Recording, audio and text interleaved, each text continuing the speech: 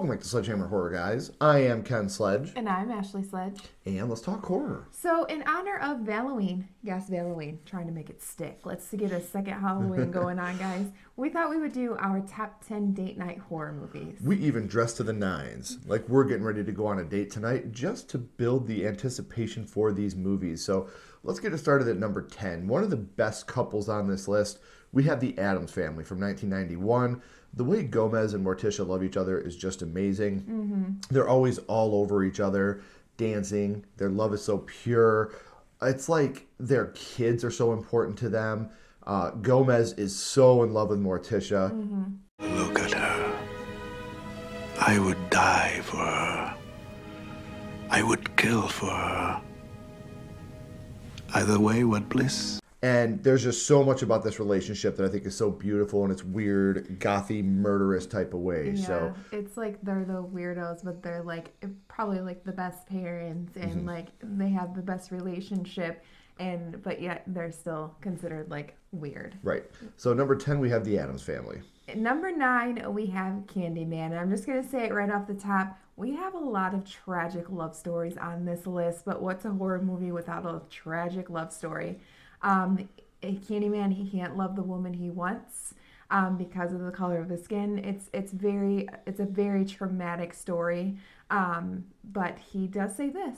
It was always you, Helen. It was always you. And just the way he just says Helen, just the way he just says anything, and like I would be memorized too. Yeah. And one of the saddest moments in all of horror history. I just love the way that he's, come back to me. Mm-hmm. I think it's so heartbreaking. He's always been in love with her, and I think that's so impressive in this movie. So coming in at number 8 is My Boyfriend's Back. This is a great date night movie. It's such a hidden gem that your partner would be super impressed if you pulled this out. Would. It has love, acceptance. He dies. But before he dies, she promises that she'll go to prom with him, so he comes back as a zombie. The town folk aren't too happy about it, so they're trying to get rid of him. But she's got a promise to keep. She has to go to the prom with old Johnny Dingle. So a movie that not only is a great date night movie, it's one of the most underrated horror comedies of all time. Mm-hmm. So it's a great movie. If you haven't checked out My Boyfriend's Back, please make sure you do. We both very much love this film. Number 7, we have Freaky. This is such a great movie. Again, great laughs. You and your partner are going to be laughing together. There's awkward moments where you're like, when is this going to be over? Yeah. Vince Vaughn did a great job playing this teenage girl, and vice versa. Catherine Newton, she does a great job. Being the old man trapped in a teenage girl's body. Yeah, so I thought both of the leads did such a good job. And like I said, it's just fun and entertaining. Yes. So it's definitely a good date night movie. Yes. Number 6, Everything is Better with a Bride. We have The Bride of Chucky. I didn't make him say that either. Chucky finally gets himself a bride, and these two are so romantic together. In their own way. Right. They're always wanting to kill somebody, and then they're wanting to kill each other. I love watching these two together, and Tiffany's badass. Watching Chucky kill Tiffany, and then her going into the doll, and now they can be together forever, and they get an intimate scene in this movie.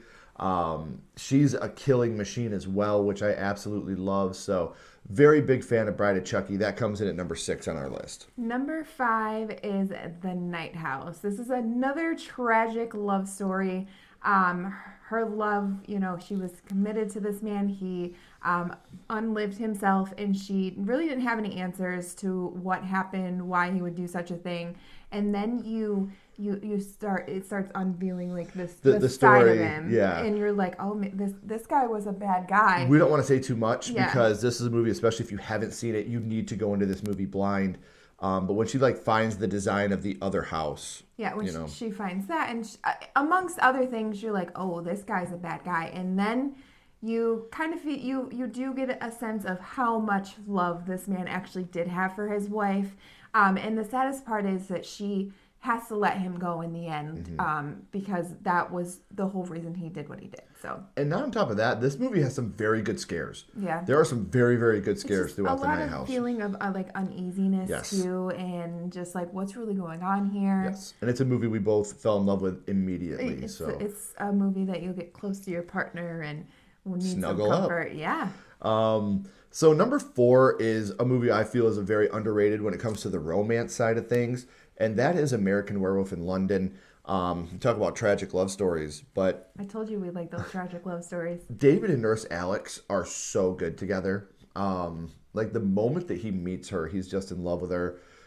He has the amazing kiss with her at the hospital. Yeah. You know, she's on the phone after he's been bitten. He's playing with her. They're always just all over each other. And she takes really great care of him throughout the entire. You really think he's going to make it. You think that her love is going to bring him out of the darkness, you know, and if these two couldn't do it, nobody can. Right. So, number 4, American Werewolf in London.